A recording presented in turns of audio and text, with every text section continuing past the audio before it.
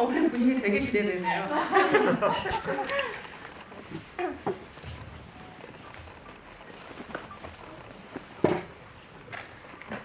서울문화재 관객가에서 오셨던 분들 오늘 많이 오셨나요? 네. 안녕하세요. 서울문화재 제가 질문이 너무 많이 남았다고 얘기를 했더니 다시 한번 같이 이야기를 나눌 기회가 생겼어요. 저는 진행 같은 윤혜선 기자고요. 만나서 반갑습니다. 오늘 관객들께 인사 말씀 먼저 해주시죠. 네, 안녕하세요.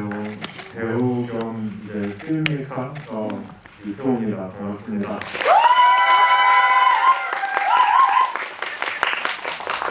이미 많이들 접속해서 들어오셨지만 저 스크린 했더니 QR코드를 촬영하시면 오늘의 오픈 채팅방으로 들어오실 수 있고요.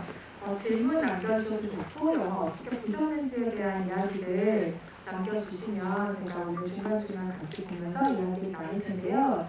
오늘은 좀 특별히 어떻게 보셨는지에 대한 이야기를 좀 남겨주셨으면 좋겠습니다. 이유가 있는데요. 그건 이따가 다시 해드릴게요. 어떻게 보셨는지 짧게 남겨주시는 분들이 많이 계셨으면 좋겠습니다. 일단 오늘도 정말 바쁜 일정을 소화하고 계시죠. 로렌 대중 일정으로. 근데 개봉을 원래 염두했던 영화가 아니어서 개봉 이후에 이렇게 많은 사람들을 만나면서 무슨 생각하고 계세요? 일단은 너무나 신기하고 고마운 마음이 처음으로 느껴지고요.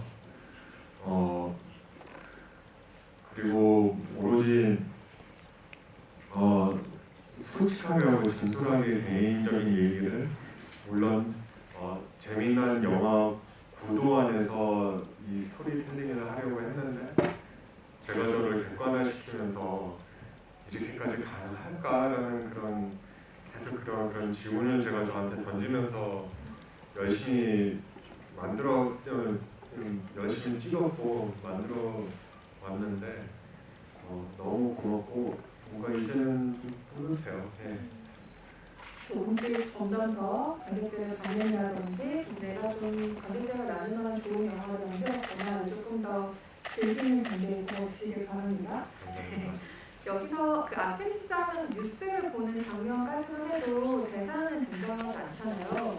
어쩌면 심지어 생각하지 않았을 영화라는 생각을 저는 영화를 보면서 했어요. 왜냐하면 영화 초반은 되게 무성 영화잖아요. 컬러이긴 하지만 예전 과거의 무성 영화들이 좀 생각나기도 하고 라카타넬라 3번이 계속 흐르는 가운데 빠르게 스쳐가는 모텔 밖의 사람들, 풍경들, 호텔 안의 상황들, 침대 위의 주인공까지 나오는 그 세팅들을 보면서 처음에는 확실히 대사를 생각하고 찍지 않은 대사를 고려하지 않고 찍어둔 영상들이었구나 라는 생각들 들었거든요. 초반에만 해도 대사를 고려하시지 않으셨던 거죠?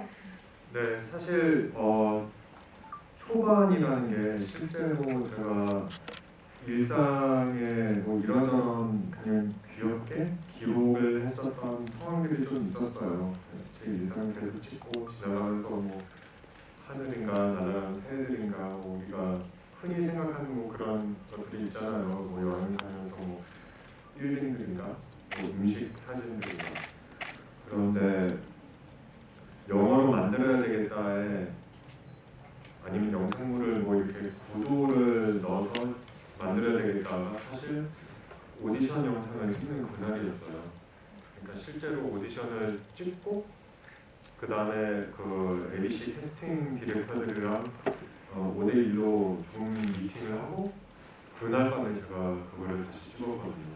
찍어서 원래는 공개되면 안 되는 그런 대사들을 제가 다른 오디션 되고 온 대사를 빼서 이제 거기에다가 넣어서 다른 준비를 해왔지만 그런데 보도 과정에 있어서 제가 제 모습을 찍고 또 걸어놓고 만에 하나 제가 리딩 상대로 찍었던 제가 저한테 갑자기 즉흥적으로 막 이렇게 어디로 다른 데로 뭐 산 넘어서 막 이렇게 질문으로 달리기 시작하면 어떨까라는 생각에 물론 제가 항상 하고 싶었던 얘기들도 대답에다가 이미 담아놨지만 그래도 좀 즉흥적으로 저한테 스스로도 많은 질문들을 그 다른 역할로 했었던 것 같아요. 그래서 그날 밤에 그 신 하나를 찍고 이거 재밌겠는데 하면서 한번 해보자 이제 그때부터. 그래서 이제 처음부터 끝까지, 그러니까 어떤 독립 영화가 아니면 아트 영화에서 대부분 예산이 없으면 고립된 공간에서 공간에 관한 감이 와야 되잖아요, 관객 입장에서. 그래서 그 공간을 잘 소개시켜줘야 되겠다부터 시작해서 이제 영화의 구도가 시작된 거예요. 그건 그 나중에 다 찍은 거고, 네, 그 거리 앞에 뭐 딱 문 정문 올라가서 고립된, 어떻게 보면 감옥같이 돼 있는 호텔 창의 패턴, 그리고 하늘까지 걸어서, 네, 그리고 딱 이제 계속 넘어 들어와가지고 그때는 저한테 제 호텔방이 제일 우주였었던 기분이었었죠. 그냥 디테일을 갖고 계속 소개하다가, 사실 필름스쿨에서 제일 처음에 단편 영화나 자기 영화를 제일 먼저 찍는 게 하지 말라는 건 아침에 시계가 울리고 땡해서 일어나는 모습을 찍지 말라고 해요. 네, 그게 솔직히 그게 제일 위험한 거거든요. 제일 뻔한 거고. 그래서 그래도 몇십 번이나 생각했는데, 원래는 안 그렇지만 제가 보여주는 일상이 그래도 고립되는 코로나의 시대의 첫 시작이잖아요. 그리고 우리가 모두 느낄 수 있는, 그러니까 창작하는 입장에서 게을러서 그렇게 하는 거 아니고 진짜 결정적으로 그렇게 했다라는 거를 그냥 제가 저를 스스로 합리화시켜서 그렇게 해버린 거죠. 네.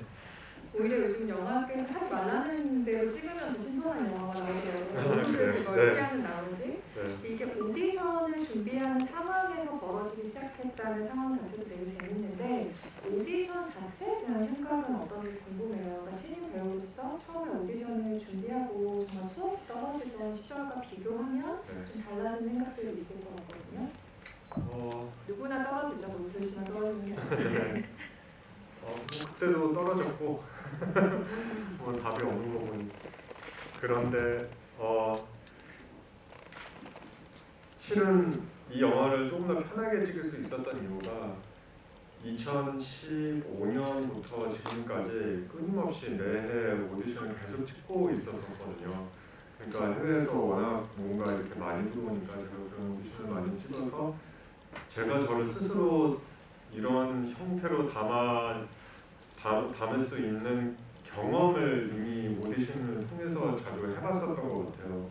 그래서 그냥 다른 작업에 연기했을 때 그때도 도움이 되고, 그리고 제 영화에도 도움이 되는데 반드시 이 영화를 또 완성시키고 나서 또다시 제 앞으로도 연기자로서 다른 감독님들이랑 소통했을 때 좀 더 빨리 뭘 원하시는지 캐치할 수도 있고, 좀 구도적으로 연기를 또 이제 기술적으로 어떻게 해야 되나라는 그런 경험이 쌓인 것 같아요.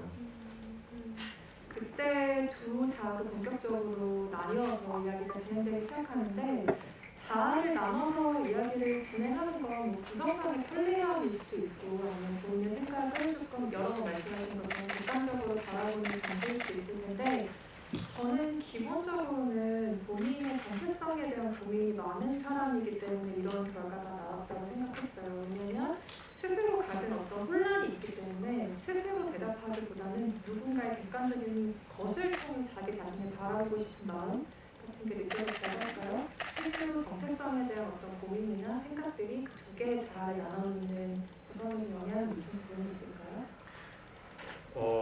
네, 완전히 핵심을 찌르신 것 같아요. 제가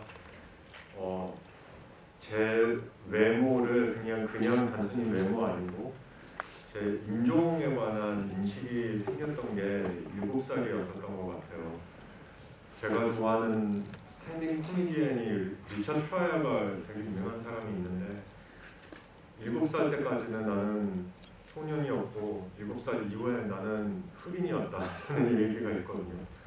네, 그런데 제가 비슷한 경험이 있었던 것 같아요. 왜냐면 제가 저를 정말로 인식해 놀다가 뭐 유치원 그리고 나서 저기 학교도 다니고 나서 그냥 독일만 하고 다녔는데, 갑자기 집에 들어오니 내가 원래 보고 있는 독일 사람들의 외모가 아닌 거예요. 그게 너무 이상했었던 거예요, 그 순간에.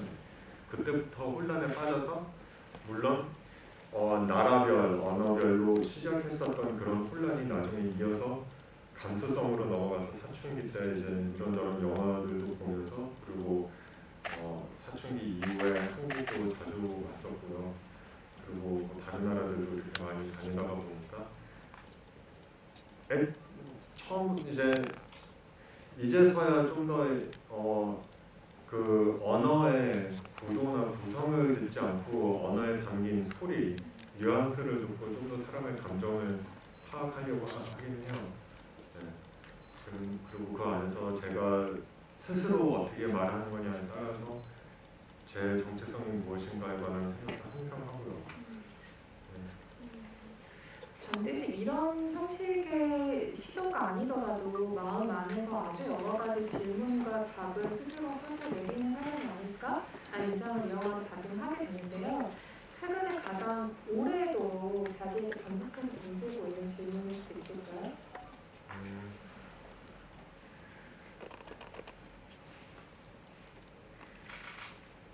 항상 하는 질문은 최근에 그래도 좀 더 많이 하는 질문은 지금 최선을 다해서 살고 있나라는 질문을 많이 던지는 것 같아요. 예. 그런데 이게 영화 속의 맥락에서 비슷하게 그러니까 과거의 트라우마 없이 미래의 두려움 없이 지금의 최선을 다하고 살고 있나 예, 그런 맥락에서 항상 제가 저한테 그 질문을 자주 던지는 것 같아요. 아니 이런 거 꼭 열심히 사는 사람들이 자기 자신에게 질문을 던져요. 그래요? 대충 사는 사람들은 그런 식으로 생각하지 않거든요. 아니에요. 왜냐면 대충 사는 거에 관한 죄책감이 있어서 그렇게 던지는 거예요. 반성하겠네요. 뭐라고 해야 될까요, 여러분? 저는 죄책감을 느끼지 않습니다. 이따가 뭐 죄책감이라든지 영화에 나온 특권의식이라든지 이런 얘기는 후에 다시 나눠보기로 하고요. 네. 영화에 여러 가지 장부분 있잖아요. 말하자면 뭐 소셜 스탠싱이라고 이름이 붙은 해시태그도 있고 네. 하리보 챌린지도 있고 네. 여러 가지가 있는데 네. 그 소셜 스탠싱 부분을 보면 지금은 뭘 하고 싶은데? 라고 신태우가 물어보죠. 예. 그러면 나가서 산책하고 싶어 라고 네. 말을 하면 흑백 화면으로 바뀌고 네. 도시의 밤풍경들이 나오는데 여기에서 신태우의 모습으로 춤을 춰요. 그러니까 텅 빈 도시에서의 산책을 생각하면 뭐 네. 달릴 수도 있고 네. 뭐 걸을 수도 있고 가만히 앉아서 무언가를 바라볼 수도 있잖아요. 네. 근데 그 춤이라는 표현이 아주 자연스럽게 떠오르는 건가요? 아니에요. 춤이라는 표현이 제가 실제로 혼자서 자전거를 타고 그러니까 그 답답함을 해소를 하기 위해서 이제 다른 행위들 많이 했는데 그 당시에 안대를 해서 그런데 그 감성을 전달하기 위해서 춤이라는 행위를 선택했을 뿐이지 그래서 그걸 전달되게 딱 그 순간에 태호가 상상하면서 가서 이렇게 시원하게 해소하면서 짠하기도 하는 그 요소가 있잖아요. 예. 더불어 제가 그 흑백에다가 칼라 커렉션의 후반 작업했을 때 살짝 파란색을 입혀서 좀 더 멜랑콜리한 감정을 부각시키기 위해서 이런저런 손을 봤는데 사실은 개인적으로는 제가 자전거 타고 미친 사람처럼 너무 스리얼하니까 이 환경이 사람 한 명도 없는 거예요. 심지어 뭐 그 도시도 떠난 사람들도 많고 그러니까 너무 고스트 타운 같이 느껴지니까 자전거 타면서 진짜 소리 지르면서 혼자서 밤거리를 다녔거든요. 와 하면서 그러니까 이 느낌을 전달하려면 이거를 영화에다가 담기다 좀 맛을 가지고 되니까 그래도 어떻게 하면 이거를 좀 재밌게 이렇게 해소시키면서 그 외로움에 관한 이렇게 같이 느낄 수 있는 멜랑콜리에 관한 생각을 하면서 춤을 선택하게 된 거죠. 네. 제가 그 장면이 흥미로웠던 이유는 뭐냐면 처음에 그 신태우는 모니터 속의 사람으로 등장을 하잖아요. 오디션 배역으로 등장을 하는데 바로 그 소셜 스테이션 부분부터 그 이후에 그림자로 등장하다가 본격적으로 신태우가 현실 세계로 나오기 시작하는 부분이기 때문이에요. 그 마지막 구성을 생각해보면 최종적으로는 영화가 태우가 아니라 신태우의 모습으로 끝나잖아요. 서서히 현실로 무언가 꺼내지는 과정이기도 하거든요. 그 과정을 실제로 편집을 하면서 혹은 구성을 만드시면서 고민한 부분이 있었던 네 맞아요. 엄청 고민했어요. 왜냐면 단계별로 해야 된다는 게 제가 처음부터 항상 생각을 했었거든요. 구도라는 게 제가 제가 모든 것을 시나리오 읽을 때도 그렇고 씬을 분리시켜서 씬을 연습할 때도 연기자로서 항상 3막으로 그러니까 3개로 나눠요. 그래서 뭐 뭔가 있고 그 다음에 트랜지션이고 그 다음에 결말이라는 뭐 감정이든 연기 톤이든 뭐 항상 그렇게 하거든요. 그래서 이 씬을 독어, 영어, 한국어로 나눴을 때도 다 뭐 그 언어에 관한 상징성도 있고 그리고 그 상징성을 더하기 위해서 한 번은 화면 속에서 나타나는, 한 번은 그림자로 나타나는, 한 번은 현실로 나타나는 그게 의도적으로 있어 참 좋았어요. 그 점진적으로 꺼내어지는 신태호를 네. 그려 따라가는 구성을 보면 영화가 생각했던 것, 정말 보여주고 싶었던 것이 뭔지 조금 뚜렷해진 느낌인데요. 그리고 처음부터 그냥 현실로 툭 튀어나오면 그게 좀 이상할 수가 있잖아요. 그러니까 일부러 천천히 보는 입장에서 이제 익숙해지게 이 사람이 점점 뭔가 이렇게 실제로 다가오는 거 있구나라는 거를 만들려고 했었던 거예요. 그리고 보다 보면 친숙하기도 해요. 바나나랑 토도 먹는구나. 네, 맞아요. 그리고 중간에 그 특별한 첩을 구조물이 바닥에 툭툭 떨어지는 그 빈드랍이라는 예술에 대한 이야기가 잠깐 나오는데 원래 좋아하던 작가의 작품이라고 하죠. 피스버드는 그 빈드랍이라는 작품이 재미있는 게 이게 벨기에 엔트워프가 아니었다면 가지지 않은 연결성이기도 하잖아요. 그렇죠. 이 작품에 대해서 저는 이 영화를 보고 처음 알게 됐는데 좀 찾아보니까 이게 팬데믹 시기에 한 게 아니고 원래는 80년대에 만들어졌다가 2008년에 재현으로 다시 만들어진 예술인 것 같더라고요. 그게 엔트워프에 지금 있는 거고 영화에서는 태호가 이것에 관한 꿈을 꾸는 것처럼 연출하셨잖아요. 네. 꿈과 이 빈드롭이라는 것 사이에 어떤 연결을 좀 가지길 원하셨어요? 일단은 제가 마지막 실루엣을 요거 천사나 신처럼 그러니까 베를린 천사의 시처럼 이 오마주를 만들고 싶었었어요.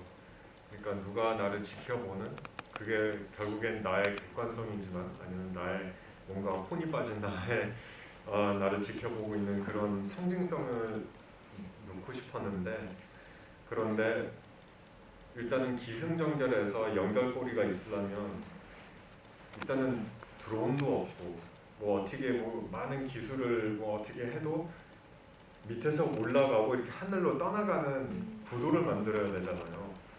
그게 첫 번째였었고 두 번째는 옛날부터 크리스토덴을 좋아했었지만 하필 거기에 있었던 거예요. 그래서 맨날 자전거 타고 가서 그냥 멍 때리고 뭐 위로 놓고 했는데 요거를 타서 올라간다라는 구도를 만들면 제가 얘기하고 싶은 기승전결 안에서 윈윈이잖아요. 제가 좋아하는 아티스트도 소개할 수도 있고 이 작품도 같이 어떻게 고용할 수도 있고 그리고 제 기승전결을 쓸 수도 있고 그래서 이런 식으로 만든 거예요.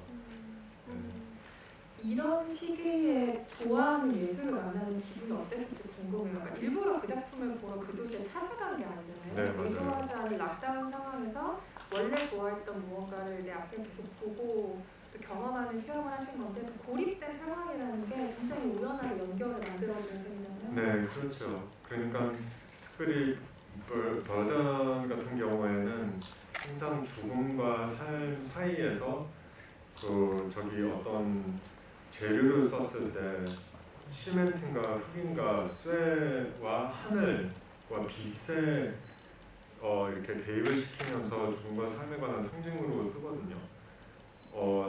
LA 카운티 뮤지엄 앞에 라크나 앞에 어번 라이트라고 한번 쳐보시면 마지막에 이제 좀 연세가 되고 나서 되게 아름답게 이제 그런 거를 더 표현하는데 길거리에 있는 가로등들이 있잖아요. 옛날 미국에 있었던 그런 가로등들을 쇠로 이렇게 돼 있고 위에 이렇게 불빛이 있는데 그거를 다 사가지고 자기 집 앞에다가 그냥 다 그렇게 만들어놨어요. 근데 그게 너무 아름다워서 카운티 뮤지엄에서 그거를 주문을 해서 그거를 다 옮겨서 이제 지금 LA 라크나 앞에 거의 정체성을 이 뮤지엄의 정체성을 보여준 한 이쁜 그런 설치가 있는데 어렸을 때 70년대에 그런 조금 더 이제 파워풀하고 괴기스러운 그런 아트를 많이 했었어요. 그런데 항상 그 안에서 순수함이 같이 더 있어서 제가 거기에 대입이 된 것 같아요. 제 스스로가. 네. 어떤 얘기하다가 지금 아니, 그 벨기에에서 유럽에 가서 예술을 배워보는 경험이 어땠는지. 네.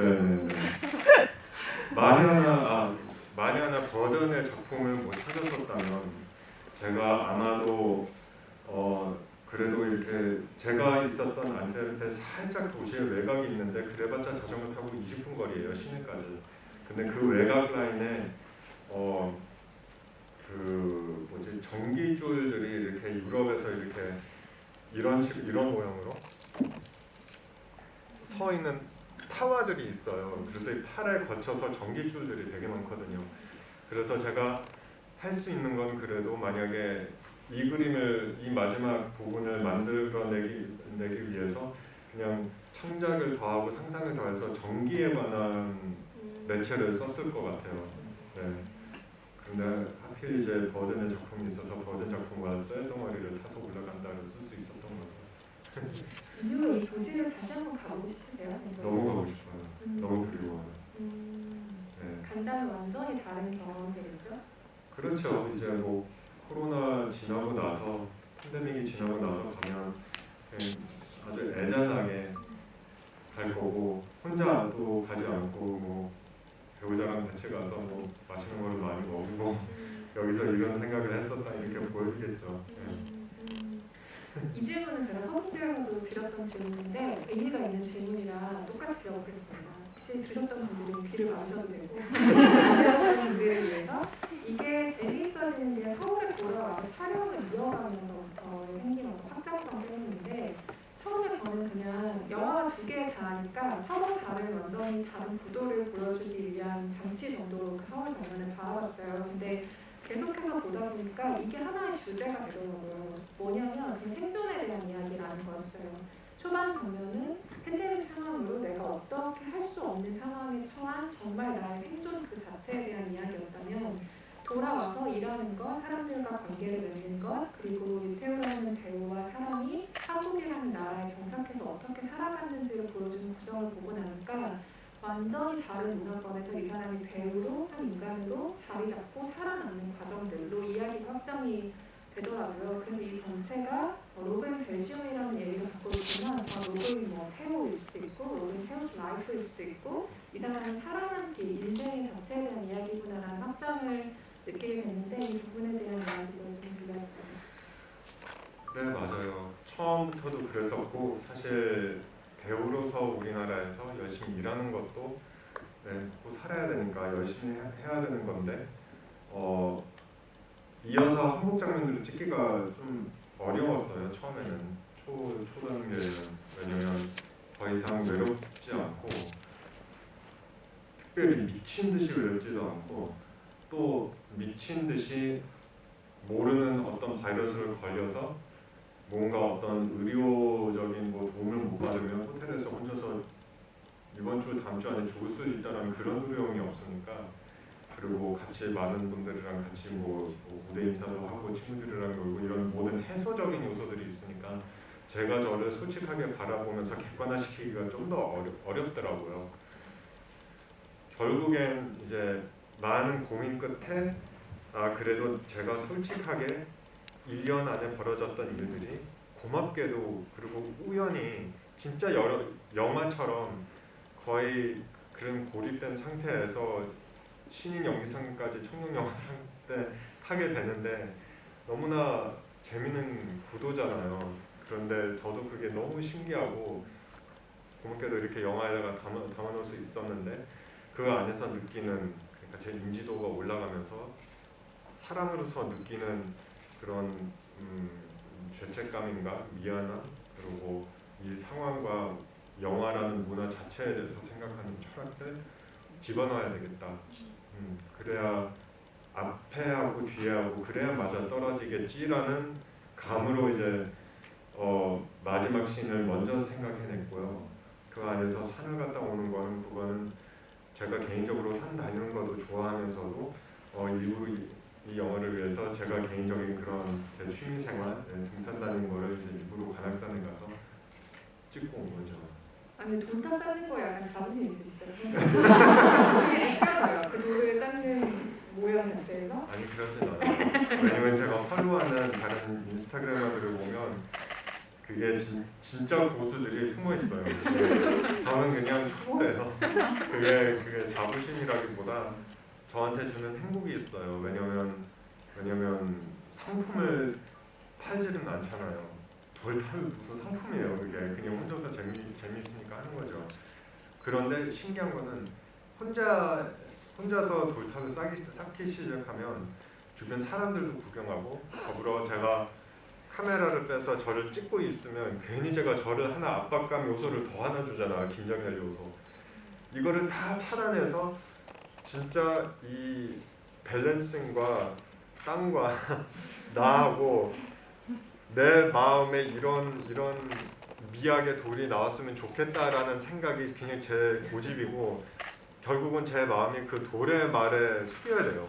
그러니까 돌의 말을 들어야지 제 말을 돌이 안 듣더라고요. 그러니까 어떻게 보면 이제 명상하고 비슷한 건데 한번 이렇게 해서 돼요. 뭐 다른 걱정들이 없고 지금 이 순간에 살 수 있는 저를 지금 정말로 지금 이 순간에 모든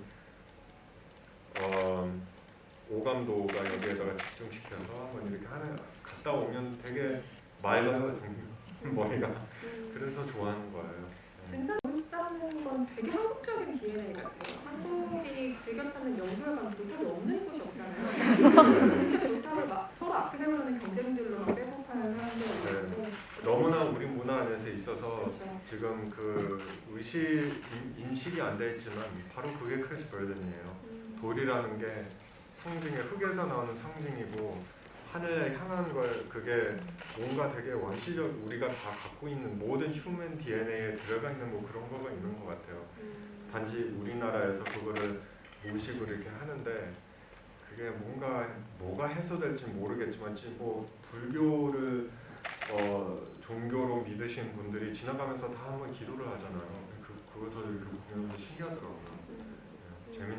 재밌고 그냥 보기가 좋은 요소인 것 같아요. 맞아요. 네. 그 후반부에 대한 이야기에서 저는 그 특권, 죄책감 이런 이야기가 나오는 게 굉장히 힘들었고 또 의외라고 생각했어요. 왜냐하면 앞부분에서 완전하게 고립과 외로움을 경험했던 사람이 있기 때문에 뒷부분에 본인이 원래 누렸던 일상들이나 본인의 상황을 돌아왔을 때 그게 안도감으로 느껴질 수도 있거든요. 근데 계속 자기의 위치에 대한 고민을 하는 영상들이 등장한다는 거죠. 내가 너무 특권을 누리는 거 아닐까? 내가 한편으로는 죄책감이 든다는 이야기를 하잖아요.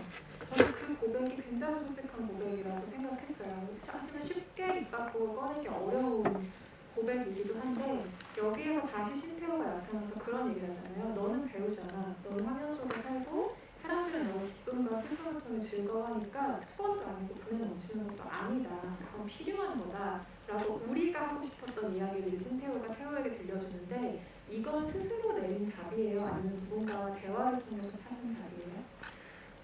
제가 스스로 낸 생각인데 그 대사를 쭉 이제 제가 영어로 이걸 이런 뉘앙스면 좋겠다 하는 거 이제 옆에서 니키가 조금 도와줬어요.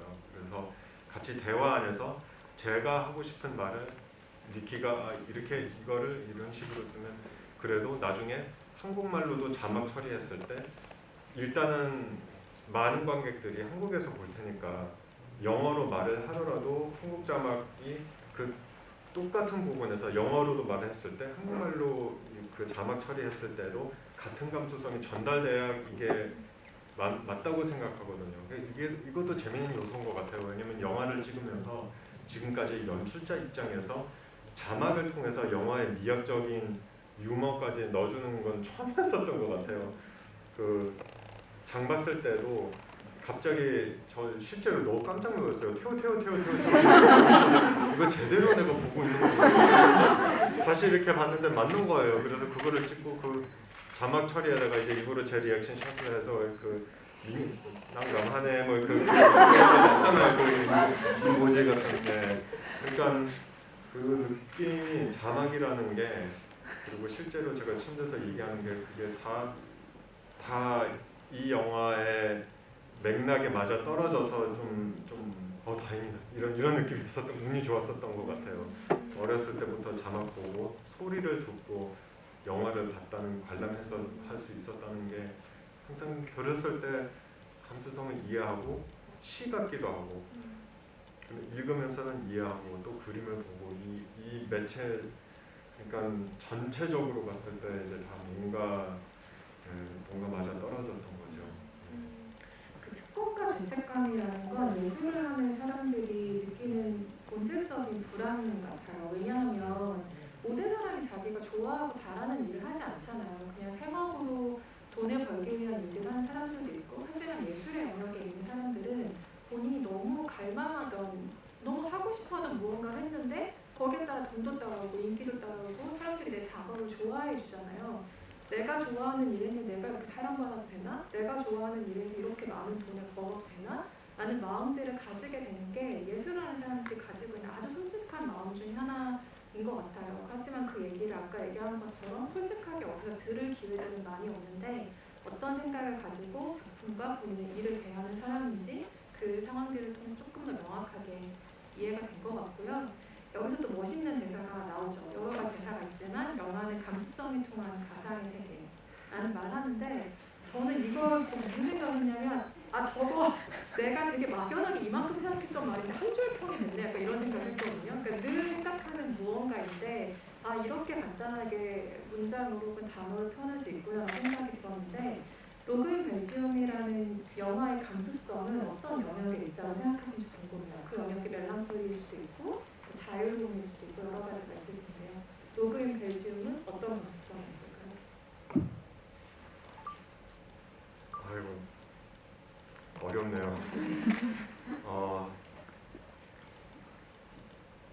사실 그러니까 짧게 단순한 한 감수성인가 단어로 이렇게 정리해드리고 싶은데 첫째는 이렇게 제가 이거를 이렇게 객관화시키기가 참 어려워요. 너무나 제 개인적인 얘기가 솔직하게 이제 넣어서 여러 가지 감정들을 건드려서 하나로 참 어려운 것 같아요. 그래서 노코멘트 하겠습니다. 우리가 마음대로 그런 멜랑콜리하고 자유로운 영화라고 생각을 해야죠. 각자의 감수성과 다 있는 어떤 세계가 고유의 세계들이 하나씩 있겠죠. 유튜브 작업을 보면 자기 안에 어떤 이야기가 차올랐을 때 이걸 진짜 플레이어의 기질로만 풀어내는 사람이 있고 크리에이터 영역으로 가져가는 사람이 있는데 후자인 것 같죠. 굉장히 다양한 스토리텔링으로 풀어낼 줄 아는 사람인 것 같다는 생각이 들죠. 예전에 양말에 대한 이야기로 쓴 동화가 나오기도 하고 이번에 사용된 노래 오버밍 같은 노래를 만들기도 하고 이번처럼 또 영화를 만들기도 하고 그때그때 자기 안에 차오른 이야기를 각각 다른 영역의 매체로 풀어낸다는 방식도 흥미로운데 저는 이걸 보면서 미술이나 현대문학 같은 것도 되게 잘 어울릴 것 같다는 혼자만의 그냥 예상을 한번 해봤는데 관심이 실제로 있는 분야예요? 제 상상 속에서는 항상 있고 니키한테도 가끔씩 이렇게 얘기를 나누는데 저는 오로지 연기에 집중해야 할 것 같아요. 왜냐하면 솔직히 다른 카테고리로 갔을 때 행위 예술 안에서 많은 라인들이 있는데 그중 라인 하나가 배우거든요. 근데 제가 배우라는 직업 그 안에서 제일 편하게 움직일 수 있는 사람이고 제가 아는 문법이라서 제가 진솔하게 표현하든 안 하든 간에 보는 사람 입장에서 그 감수성이 이야기 안에서 감정이 전달만 되면 제가 제 일을 해냈으니까 그래서 그 욕심과 그 로망은 있지만 참으면서 다른 쪽으로 빠질 것 같아요. 조금 더 그래도 다시 영화라는 매체 안에서 스토리텔링 안에서 부를 것 같아요. 사실 제가 침을 나서 피 한 방울을 이렇게 비누로 이렇게 섞이는 게 그게 실제로 제가 꿨던 꿈이에요. 영화 속에서 그냥 지어낸 말이 아니고 그래서 그 행위 예술을 제가 백남준 연기를 하고 나서 단편 영화에서 연기를 하고 나서 제목을 달았어요. 이 행위에서. 이건 오데토 마이스터 100이라고. 그러니까 오마주, 그러니까 백남준 선생님의 오마주라고 해요. 오데토 독일말을 했죠. 오데 마이스터 100. 그런데 이걸 언제 한번 내가 하지? 어디 가서 어떤 미술관에서 해야 되나? 어디서 갤러리 스페이스에서 해야 되나? 그런데 배우가 그런 행위 한다는 게 얼핏 잘못하면 지금 뭐 하고 있지? 저 친구가 이렇게 될 수가 있거든요. 제가 거기에 관한 또 객관성이 있어서 이참에 제 영화에서 제 행위 예술을 풀어서 그거를 어떻게 이어서 한 이야기로 만들어야 이게 이상해지지 않은 거예요. 네. 그냥 제가 그 상상 속에와 마음 속에 가지고 있는 그 모든 욕심들을 그냥 풀어내면 그냥 산만해지거든요. 그러니까 어떻게 보면 참고 한 방에 그냥 좋은 걸로 이렇게 포장이라고 할까? 이렇게 만들어서 해드려야 뭔가 그 가치에 의미가 생기지 그냥 막 하는 게 그건 아닌 것 같아요. 저는 안 그래도 그게 실제로 꾸셨던 꿈이라는 얘기를 들은 뒤에 어떤 생각을 했었냐면 저는 이 영화도 어떤 측면에서는 체험 전시 같거든요. 배우라는 예술가를 아주 다각적으로 이해하고 우리가 보고 듣는 전시라는 생각이 들어서 그 꿈을 그런 식으로 수집을 하셨다가 뭐 태우의 꿈이라든지 아니면 이런 식의 행위 전시로 다 보여주시면 어떨까 라는 생각도 했는데 이건 그냥 제 상상이니까 여기까지만 하겠습니다. 그리고 여러 가지 꿈들이 좀 예술적으로 발현되는 것들을 보고 싶고 우리는 배우의 영역을 너무 많이 좀 제한하는 것 같기도 해요. 어떤 그 무대가 영화나 뭐 다른 드라마나 TV나 스크린이 될 수도 있지만 그게 오늘 같은 무대일 수도 있고 아주 뭐 공개적인 어떤 장소일 수도 있잖아요. 거기서 액팅이라는 행위 자체는 사실 변하지 않으니까요. 그래서 조금 더 자유로운 많은 영역들을 좀 부숴가는 모습들을 보기를 좀 기대를 해보고요. 채팅창에 여러 가지 질문이 올라왔는데 제가 이 질문이 너무 귀여워서 아니 만두 소스를 이렇게 궁금하실 줄 몰랐는데 만두 소스에 대한 질문이 올라와 있어요. 첫 번째로 그 만두 소스가 주황색 소스가 뭐냐라고 물어본 질문이 나오자마자 아니다 3개 다 말해달라라는 질문이 이어졌거든요. 만두 소스 뭔가요?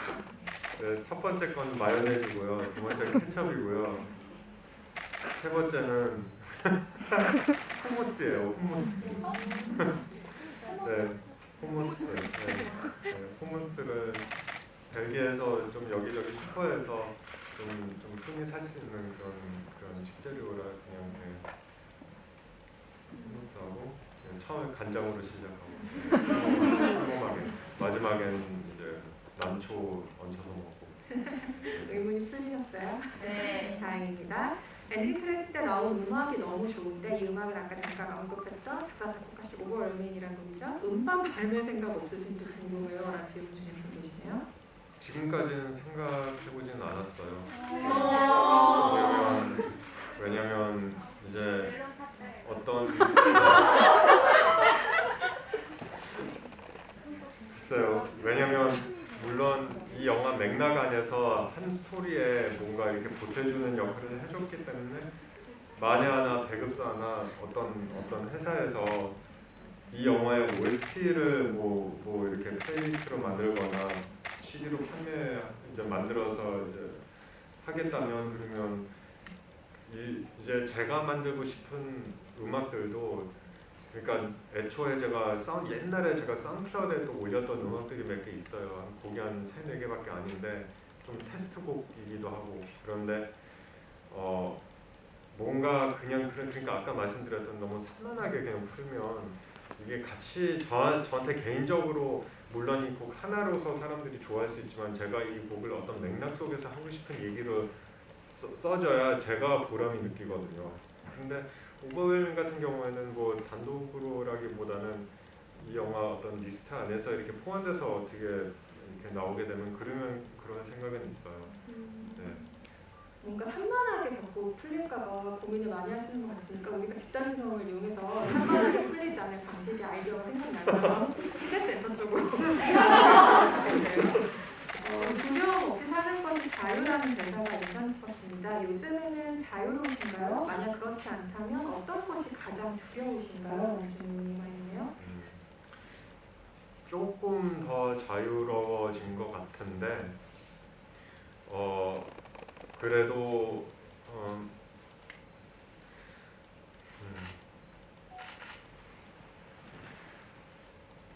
그래도 이제 사회생활하면서 타인이 있는 이상은 그래도 말을 자유롭게 하고 싶지만 행위도 자유롭게 하고 싶지만 피해를 주면서 그러면 안 되잖아요.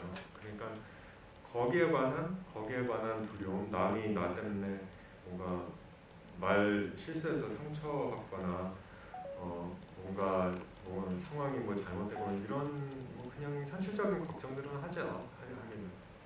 그런데 조금 더 자유로워진 것 같기는 해요. 예, 제가 제 과거를 벗어나면서. 장만 뭐 이런 식의 느낌들은 영화를 통해서 유태우 배우의 모습에서 많이 느끼신 것 같아요. 이번에 낭만에 대한 질문이 왔는데요. 인간 유태우의 삶 속엔 낭만이 있는 것 같아서 인상 깊어요. 저라면 그 상황에서 꽃을 사거나 만두를 빚어먹지 않을 것 같아요. 저도 낭만 있는 삶을 살고 싶네요. 라고 질문주셨는데 삶에서 낭만은 실제로 많이 중요하세요? 글쎄요. 낭만을 즐길 수 있다는 아니면 생각할 수 있다는 상태로 가려면 낭만이 무엇인가에 관한 질문을 제가 먼저 저한테 던져야 되는데 저한테는 제 인생 자체 이제 어떻게 보면 배우라는 직업이 일반적인 직업은 아니잖아요, 사실. 그러니까 일단은 사회 내에서 예술적인 것 같은 그런 직업, 그게 다 낭만의 카테고리가 들어가기 때문에 그냥 그 안에서 제가 살고 있어요. 그거를 특별히 내가 낭만적인 거를 좋아해서 이렇게 해야 된다라는 그런 결정을 안 하고 그냥 제가 해외 작품하러 갈 때마다 호텔방에 있으면 건조하면 수건을 물을 묻혀서 걸어놔서 조금 습도를 높이고 그리고 뭔가 좀 드라이하고 심심하면 나가서 꽃을 사서 갖다 놓고 그 아침마다 일어나면 기분 좋으면 좋은 거고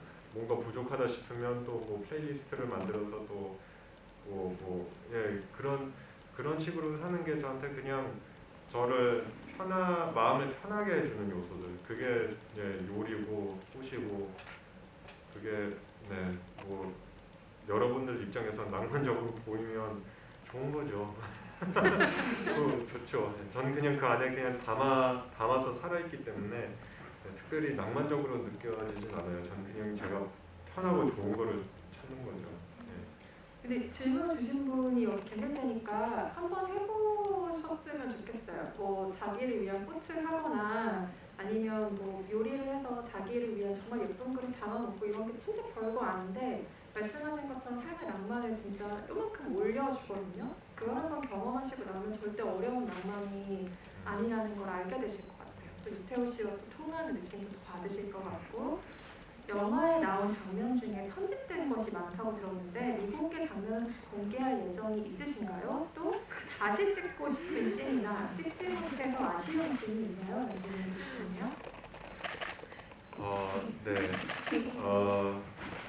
사실 다시 찍고 싶은 씬은 딱 하나 있어요. 이 마지막 장면인데 제가 원래 상상했었던 그림이 머릿속에서 있었던 그림이 카메라 삼각대를 어깨 뒤에 세워놔서 어깨 넘어서 이제 그 기술적인 용어 쓰자면 OST (Over the Shoulder Shot이라고 OTS (Over the Shoulder Shot이라고 불리거든요.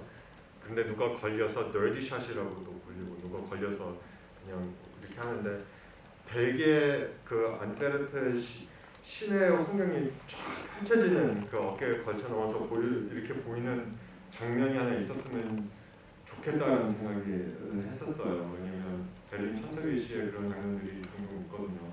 그러니까 제한되는 상황 순간에서 최선을 해서 상상력을 통해서 그리고 그게 안 되니까 진짜 벨기에 그 지하철역의 지도를 보다가 지도면 지도를 찍어야 되나? 그러면 그런 위에서 아래 보는 느낌도 있을 수도 있고 그게 아니고 사진집을 찾아서 그러면 이 안트베르크 도시를 하늘에서 찍었던 어떤 작가가 있나 하면서 찾다가 찾게 돼서 제가 그래서 흑백 장면으로 넘어가기 전에 이렇게 카메라가 이렇게 거리를 비우를 이렇게 들어가잖아요. 그걸 사진을 제가 이렇게 핸드폰으로 이렇게 찍고 날아가는 모습을 느낌을 살리려고 한 거고 마지막 장면도 그랬던 거고 제가 진짜 많이 막 찍었어요. 그러니까 인서트도 쓸 수도 있고 어떻게 나중에 편집할 줄 몰라서 그 중에 제가 뭐 우리가 개인 공간에서 혼자서 호텔방에 있으면 옷도 벗고 다니잖아요. 네. 그래서 네네. 그래서 그런 상태에서 뭐 이런저런 행위를 했는데 나중에 제가 그 다음 날에 다시 이렇게 봐서 냉정하게 그 영상을 보니까 그래도 제가 하고 싶은 말 안에서 물론 자극성은 있을 수는 있겠지만 제가 전달하고 싶은 감수성 안에서 그런 식으로 있는 모습이 그 집중력을 다른 방향으로 가니까 그냥 이건 빼야 되겠다 해서 그냥 바로 지워버렸어요. 그러니까 현장에서 제가 찍어서 마음에 안 들었으면 바로바로 지워버렸어요. 죄송합니다. 근데 그건 현실적인 이유가 있어요. 제가 너무 많이 찍고 제일 고퀄리티로 제가 이제 설치를 해놔서 찍다가 보니까 용량이 없었던 거예요. 계속 찍고 다니니까. 그리고 아시아마트에서 그 흑백 사진들 중에서 소주들도 있었거든요. 근데 그거 이제 결국 뺐는데 제가 술을 못 먹는 건 아니지만 조금씩은 마실 수 있지만 한 병을 마시면 완전히 취하거든요. 그래서 이제 저한테는 그때 용기가 필요하더라고요. 혼자서 이제 술 먹고 조금 취해서 이제 카메라를 딱 돌리고 했는데 다음 날에 보니까 이거 엉망진창인 거예요. 그때는 다 말이 됐는데 술 취해서 뭐 어쨌든 간에 그래서 조금이라도 편집해서 뭔가 살릴 수 없나라는 상상을 해보니까 없더라고요. 그것도 이틀 뒤에 좀 지워버렸고. 공개 안 될 것 같네요. 그 아까 제가 오늘 감상을 좀 남겨달라고 말씀을 드렸잖아요. 제가 지금 임의로 3분을 뽑았거든요. 그분의 얘기를 차례대로 들려드릴 테니 그 중에 한 분의 얘기를 뽑아주셔야 돼요. 네. 일단 1번은 째려보는 어피치라는 단어를 쓰신 분입니다. 오늘 첫 관람인데 기대 이상이었습니다. 진솔한데 오글거리지 않아서 좋아요. 외로운 벨기에 생활과 대비돼서 한국에서는 태우의 가족들, 친구들이 나오는 것도 신선했고요. 영화에 음식 만들고 먹는 장면이 나오는데 어떤 의미를 담는지 궁금해지기도 했습니다. 영화에 영어, 독일, 한국어가 나오는 것도 정체성을 담으려는 의도가 있었던 것인지 궁금하기도 하고요. 이런 이야기 남겨주신 분이 한 분 있었고요. 그리고 두 번째, 서영은입니다. 제가 팬이어서 본 영화인데 다른 사람에게 추천할 수 있는 영화인 것 같아요. 브이로그와 다른 분명한 무언가가 느껴졌습니다. 자신에게 질문하는 모습이 처음에는 공격적인 방식인 것도 좋았어요. 저도 제 자신에게 무언가를 물어볼 때 더 부정적이 되거든요. 그래도 마지막에 나가는 문에서 다시 내가 나타나서 다른 어려움이 나타났을 때 내가 또 다른 나로서 나타날 거다라고 단단히 얘기해서 정말 좋은 작품이었습니다. 라고 2번 평을 남겨주셨고요. 정말 주옥 같은 평들이 많은데 안타깝게 3번째 마지막 읽어드릴게요. 궁시렁 프로도라는 대학을 하시는 분께서 영화를 처음 볼 때는 배우님 팬으로서 전에 본 적 없던 일상을 스크린으로 볼 수 있다는 것만으로도 새롭고 즐거웠습니다. 다시 봤을 땐 배우님이 라방이나 그동안 인터뷰에서 언급하셨던 멜랑콜리의 감성이나 벨지움에 몰입되었을 때 불안함, 외로움이 느껴져서 저도 확 울컥했던 것 같아요. 저도 혼자 있다 보면 생각이 많아지고 외롭고 불안한 감정이 올라오기도 하는데 그걸 영화를 만드는 방식으로 감정을 솔직하게 드러내면서도 극복하려는 과정이었다는 게 대단하다고 느꼈습니다. 1시간 남짓의 영화이지만 여러 번 봤을 때 그 매력이 더 느껴지는 영화였습니다. 라고 주셨어요. 그 외에도 정말 주옥 같은 평들이 많은데 이건 끝나고 제가 전달해드릴게요. 이 3분 중에 어렵지만 한 분의 평을 뽑아주시고 하는 이유가 있어요, 여러분? 그 이유가 없네요. 말하고 난리 날 것 같아요.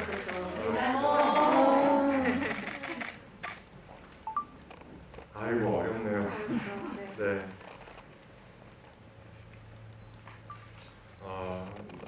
3번으로 가겠습니다. 네, 진실한 프로그램이 뭐고 김신원 프로도님은 지금 앞으로 나오셔서 유튜브 배우님과 셀피를 찍으셨습니다. 네, 어서 나와주세요.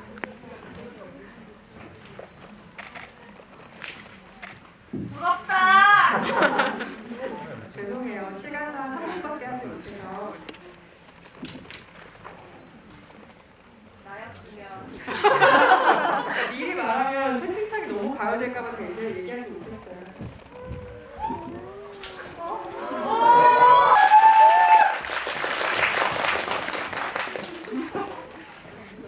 그래도 단체 셀카 마지막에 찍었죠. 네. 이걸로는 위안이 되시기 바랍니다. 그리고 지금 준비하시면서 오늘 지금 처음 방금 이렇게 하셨다고 들었는데 뭐 기대해보죠. 다음에 또 하실 수도 있지 않겠습니까? 오늘 무대에서 다소 촘촘한 일정을 소화하시고 마지막으로 관객들과 마지막 일정까지 슈팅을 소화하셨는데요. 오늘 오신 많은 여러분께 끝인사한 말씀 부탁드립니다. 네, 제가 말이 많아서 그런 건지 잘 모르겠지만 한 시간이 너무 빨리 지나갔네요. 맞아요. 맞아요. 한 시간 시간 남았어요. 몇 분 나왔다고요? 10분. 아, 10분 나왔다고. 네. 아이고. 네, 일단은 오늘 제가 무대 인사를 다니면서 저를 옆에서 정말로 이렇게 같이 따라와 주셨던 팬 여러분들 너무 감사해요. 혼자서 무대 인사 다니니까 저한테도 색다른 경험인데 뭐 때로는 낮에 어떤 아트 영화관에서 한 3, 4명, 5명밖에 없었는데 같이 이렇게 와주셔서 참 힘이 됐어요. 든든했어요. 감사합니다.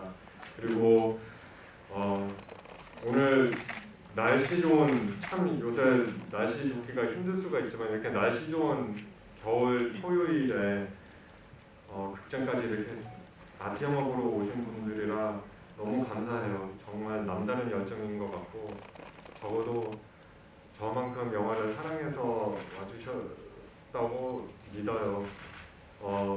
그리고 또 저의 유태호라는 사람이 또 다른 모습이 있다는 거를 보여드릴 수 있어서 이런 기회가 돼서 저는 우리 배급사 N9한테도 너무 고마운데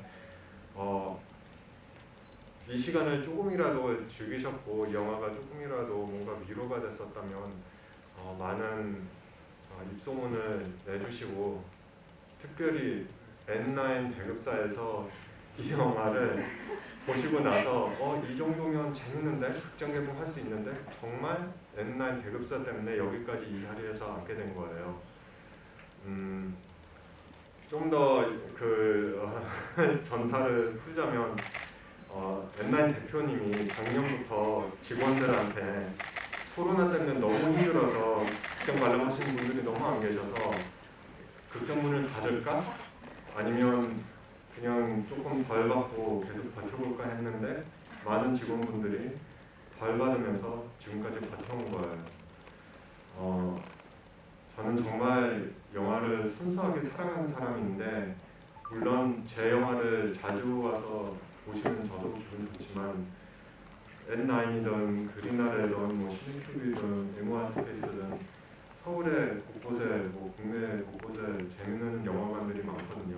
그리고 인터넷 통해서 많은 정보를 얻을 수 있지만 우리가 공감할 수 있는 공간이 이 문화고 진짜 아프리카에서 어떤 자그마한 소년, 동유럽에서 어떤 가족 관계, 뭐 전쟁 이야기 아니면 캐나다에서 있는 동성관계 여러 가지 이야기를 영화를 통해서 알 수 있고 재밌게 볼 수 있고 또 위로받을 수 있으니까요.